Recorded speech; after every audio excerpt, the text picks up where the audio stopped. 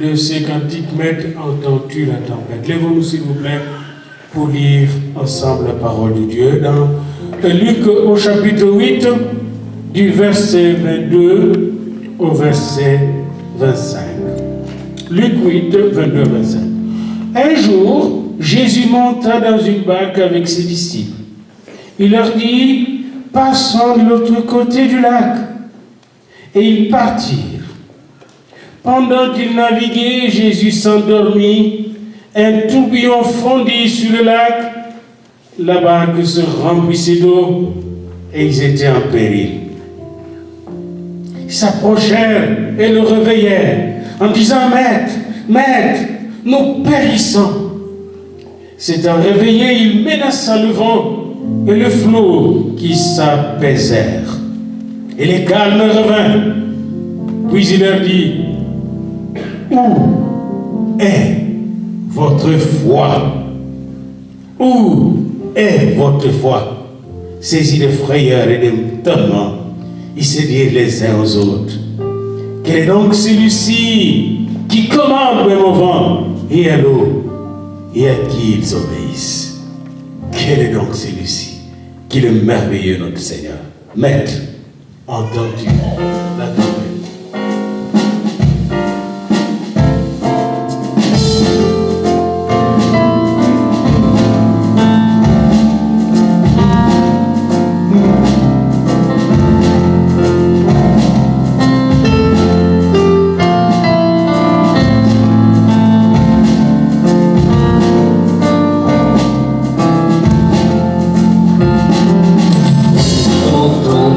La tempête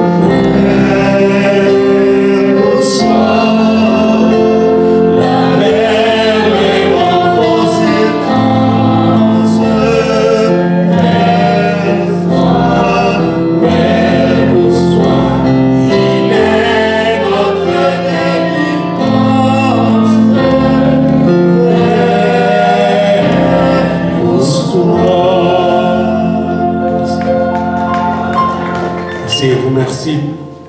Et merci pour le musicien, tellement bien exécuté. Cela me fait remonter toujours de bons souvenirs. Je me vois encore en 58, 59, quand Mademoiselle Sareski ou Springis était en train de jouer ces beaux morceaux dans ma langue maternelle. Paix vous soit, paix vous soit. Bien-aimés dans le Seigneur, la question qui nous préoccupe aujourd'hui, c'est celle-là que Jésus pose à ses disciples, formulée ici dans Luc 8, mais j'aimerais que vous puissiez avoir le temps d'aller dans Matthieu 8 et dans Marc 4. Et vous trouverez cette question reformulée différemment. Où est votre foi? Pour comprendre la portée de cette question, bien-aimée, dans notre vie, nous devons aller dans le contexte même historique des apôtres avec Jésus. Et ce n'était pas seulement les apôtres. Si vous allez dans Luc 8, au chapitre 8, versets 1 à 3, les femmes même étaient dans la barque. C'était plein, la barque. La barque était pleine. Allez dans Luc 8, vous allez découvrir l'équipe qui se promenait avec Jésus. Il y avait d'autres barques autour. Ce n'était pas seulement cette barque qui était secouée, mais toutes les barques autour qui accompagnaient Jésus étaient secouées. Voyez-vous, là vous êtes dans un contexte, ce n'est pas seulement une barque. Comme dans notre église ici, nous ne sommes pas les seuls avec des problèmes. D'autres gens sont secoués aussi autour de nous. Parfois on ne le sait pas. D'autres barques sont avec nous, dans la même mer qui est le monde. Et, bien-aimés dans le Seigneur, Jésus-Christ leur a posé une seule question quand il paniquait. Où est votre foi? Ailleurs, il a dit, pourquoi n'avez-vous pas de foi? Ou encore, homme de peu de foi. Bien-aimés dans le Seigneur, qu'est-ce qu'avoir la foi dans ce contexte? Et quand vous lisez les 3 chapitres que je vous ai donnés, Matthieu 8, Marc 4 et Luc 8, vous allez voir qu'avoir la foi pour Jésus, c'est exactement marcher comme lui et aller là où il va, comme il va. Il voulait que les gens apprennent à marcher comme lui, à naviguer comme lui. Et là où ils allaient, Jésus avait un objectif que les apôtres ne savaient pas, que les disciples ne savaient. Il y avait un objectif. Il y avait, selon Matthieu, 2 âmes démonisées. Les démons étaient en train de ronger, de détruire 2 personnes. Marc va dire un démoniaque, comme Luc d'ailleurs. Que ce soit 1 ou 2 individus, le Seigneur veut sauver tous qui sont tourmentés par l'ennemi. Il veut le délivrer. Et bien aimé dans le Seigneur, pensez-vous que le diable était tout à fait content de voir Jésus embarqué dans la barque en train d'aller sauver cette personne? La Bible va nous dire qu'il y avait des légions, plusieurs démons dans cette personne. Ces démons ne voulaient pas du tout quitter la personne. Donc c'était de leur intérêt d'attaquer la barque des disciples pour que la barque n'arrive pas au port. C'est la même chose pour vous. Pensez-vous que le diable aimerait que vous puissiez être heureux dans votre vie? Pensez-vous qu'il veut que toute votre famille soit heureuse? D'où les tempêtes qui nous arrivent. Les tempêtes vont toujours nous arriver, bien-aimés. Quand il y a une grande tempête qui secoue nos vies, quand notre barque est couverte de flots, et qu'elle semble, n'est-ce pas, sans se noyer, nous noyer même avec elle. Une seule chose importe. Où est notre foi? Je reviens là-dessus. Où est notre foi? Parce que notre foi est la seule chose qui va nous sauver des tempêtes. Notre foi. Ça, c'est la première chose que j'aimerais que nous puissions. La foi est très importante. C'est la ferme assurance des choses que l'on espère. Une démonstration des choses que nous ne voyons pas. Nous ne voyons pas Jésus aujourd'hui. Mais il est là. Il est là. Il est présent. Là où 2 ou 3 sont réunis en mon nom, je suis là. La foi. Deuxièmement, ces gens-là, en plus de la foi, ils avaient Jésus dans leur bateau. Comme nous aujourd'hui, nous avons Jésus dans notre bateau, dans notre cœur. Il est dans nos vies, mais nous ne le voyons pas. Ces gens-là avaient Jésus. Mais qu'est-ce que Jésus faisait? C'est ça la deuxième chose. Vous avez la foi des côtés, vous avez la présence physique de Jésus dans ce bateau-là. Et savez-vous que pour les démons, la présence de Jésus en vous est comme physique. Ils voient Jésus, ils tremblent. Quand Jésus parle à votre maladie, la maladie entend la voix de Jésus. Quand il parle à votre circonstance, la circonstance entend et voit la puissance de Jésus. Bien-aimé, Jésus était dans le bateau. Qu'est-ce que Jésus faisait dans le bateau? Et j'aime beaucoup la description de Marc 4. Venez avec moi dans Marc 4, vous allez voir ce que Jésus faisait dans le bateau.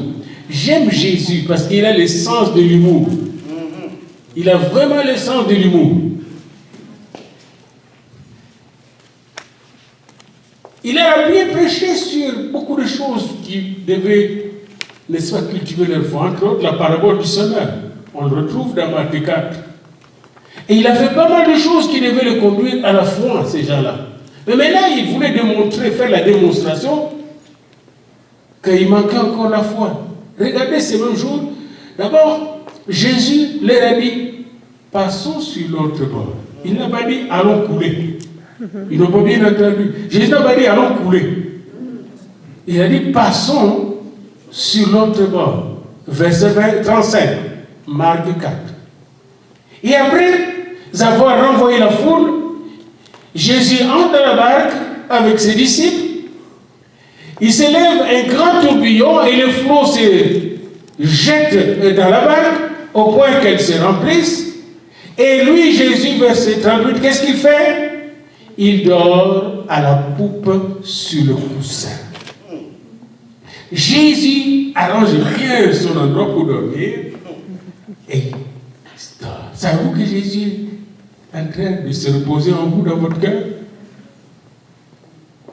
Il dort sur la poupe. Il vient, il a un coussin, il dort. J'ai essayé de voir ce que représente le coussin de Jésus. Je dis, c'est le coussin de l'abandon total à son Père. Jésus s'abandonne totalement à son Père. Il s'en fout de flots et de tempêtes. La tempête a commencé même avant de se coucher, mais lui a commencé à ronfler. Jésus, il ronflait. Comme un peu quand je manque de sommeil, puis je regarde ma femme, elle ronfle. Elle se repose en paix. Puis je dis, si elle dort en paix, je vais dormir moi aussi en paix. Jésus était couché. Il dormait paisiblement.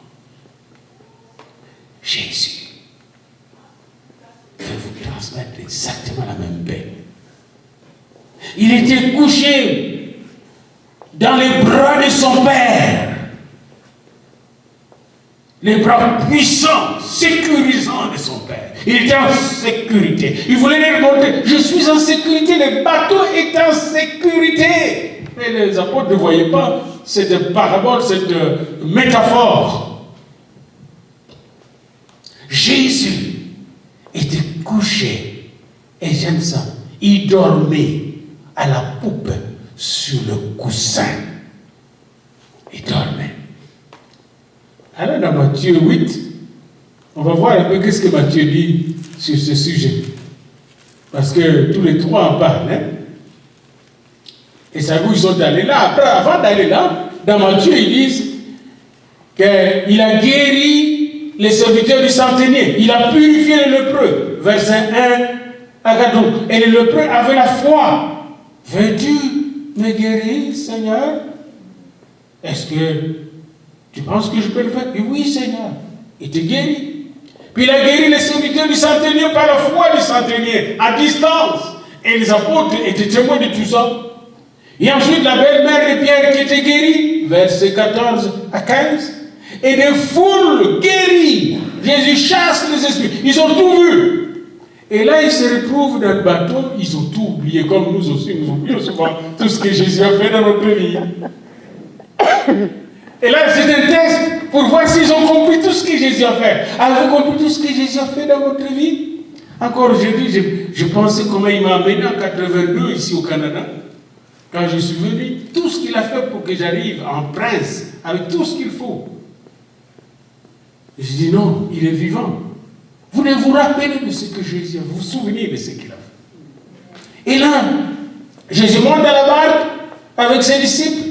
Il s'élève sur la mer une tempête, verset 24, une grande tempête, que la barque, tellement une si grande tempête que la barque était couverte par le flot. Et lui, il dormait. Maintenant, regardez ce que les disciples font, verset 25. Les disciples s'étant approchés, le réveillèrent et dirent, Seigneur, sauve-nous, nous périssons. Heureusement, ils ont parlé au Seigneur. Ils savaient à qui s'adresser. Malgré le doute. Seigneur, sauve-nous, nous périssons. C'est quand même un acte de foi, ils savaient à qui s'adresser. Est-ce que vous savez à qui aller crier quand vous êtes en péril? Seigneur, sauve-nous, nous périssons. Et regardez bien ce que Jésus a fait. Il a dit, pourquoi avez-vous peur, gens de peu de foi? Verset 26. Alors il se leva, Jésus se lève. Quand Jésus se lève, les choses bougent. Amen. Laissez-moi vous dire, devant votre tempête, ma bien-aimée, mon bien-aimé, Jésus se lève. Parce que vous avez crié à Jésus, il se lève. Jésus se leva, première position. La position du roi des rois. Il dit, je ne suis pas un roi couché, je ne suis pas un roi mort. J'étais couché pour te montrer que j'étais présent. J'étais sur le coussin de mon Père. Et puisque tu as crié, me voici au rendez-vous, je suis là pour toi. Amen. Je suis venu pour toi. Je suis dans le bateau pour toi. Je ne suis pas ici pour la tempête. Je suis pour ta paix et ta sécurité. Jésus se leva. Et quand Jésus se leva, qu'est-ce qui se passa? Il menaça le vent et la mer. Jésus menaçait toutes les forces obscures. J'aime ces chants quand c'est chanté en anglais. En anglais, ils disent, même si c'est le démon, le diable qui était derrière, Jésus est capable de calmer et chasser. Quand Jésus se lève, le diable fuit. Quand Jésus se lève, les vents obéissent. La mer se tranquillise. Mais là, il se leva. Puis pour montrer à ses enfants qu'il les aimait, il a menacé avec autorité. Il a menacé les vents comme, qu'est-ce que tu fais toi contre Pierre? Sais-tu que Pierre c'est mon enfant, que Jean c'est mon enfant? Allez mère, tais-toi. Peut-être que c'est un vent qui souffle au travail. Qu'est-ce que tu fais contre le travail de mon enfant, dit Jésus aujourd'hui? Je ne sais pas quel genre de vent est en train de te déracer. Peut-être c'est à l'école, on veut vous faire du bullying, ou vous déranger par les professeurs. Dieu va t'enlever cela, mon petit gars et ma petite fille. Et tu vas réussir ton année scolaire brillamment. Amen. Parce que devant Jésus, aucune puissance ne peut résister. Jésus menace les vents. Et la Bible nous dit, Matthieu, qui était un témoin oculaire, a dit, il eut un grand calme. Parce que Marc n'était pas un témoin oculaire, il a entendu le témoignage. Et Luc n'était pas un témoin oculaire, il a entendu. Mais Matthieu était là. Parmi les 12 pays, il eut un grand calme. Bientôt, il y aura un grand calme dans votre vie. Amen. Un grand calme. Il eut un grand calme. Et maintenant, ces hommes ont changé de langage. Au lieu d'avoir peur maintenant, ils sont en train ils étaient étonnés. Quel est celui-ci, disait-il, à qui même les vents obéissent? Bien-aimés dans le Seigneur, nous sommes tous dans une barque qui est secouée par les vents de ce monde. Tous, moi y compris. Mais une chose que de vous savoir. Celui qui est en nous est plus fort que le vent qui se lève. Il est plus fort. Et il veut arrêter ces vents-là, ces tempêtes.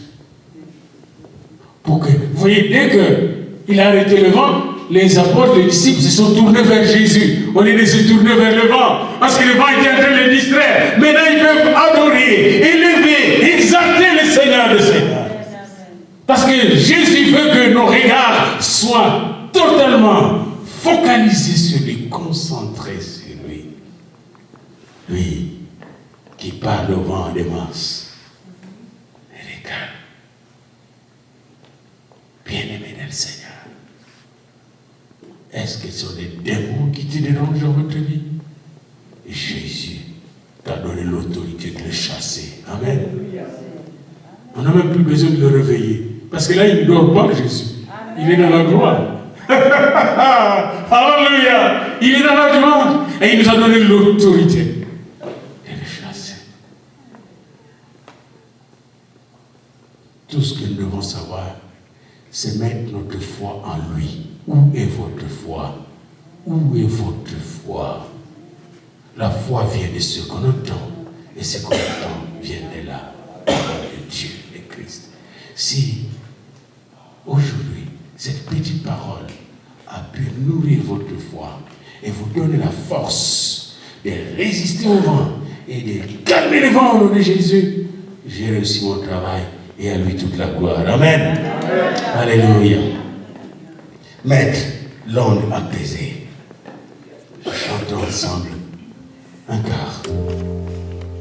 Et puis nous allons venir pour terminer sur un sujet très important. Jésus n'a pas dit vous allez couler. Jésus n'a pas dit qu'en me suivant vous allez vous perdre. Il a dit passons sur.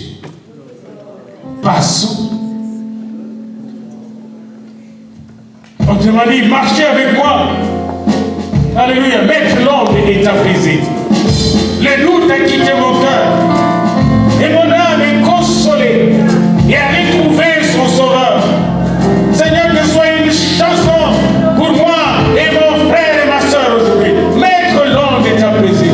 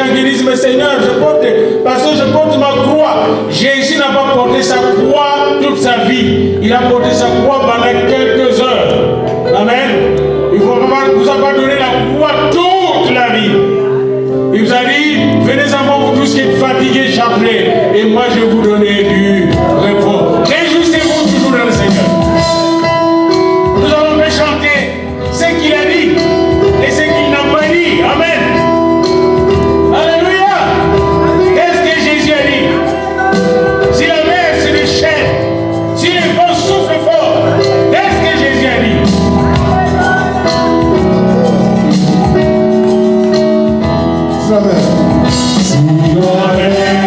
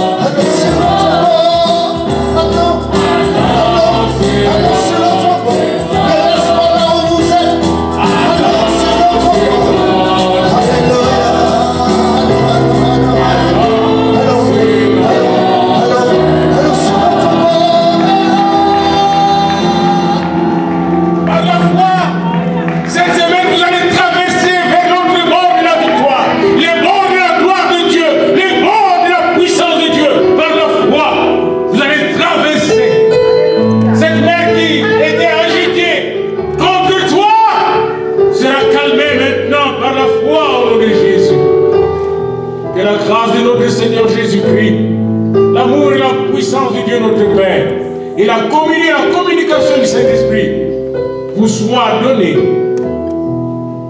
aujourd'hui et à jamais. Et ton Dieu te dit, aujourd'hui, qu'avec Dieu, le reste de votre vie, vous allez faire des exploits. Ne craignez rien, car celui qui est en toi est plus puissant que celui qui est dans le monde. C'est au nom de Jésus et pour la gloire du Père que nous vous bénissons. Amen. Amen. Amen. Alléluia.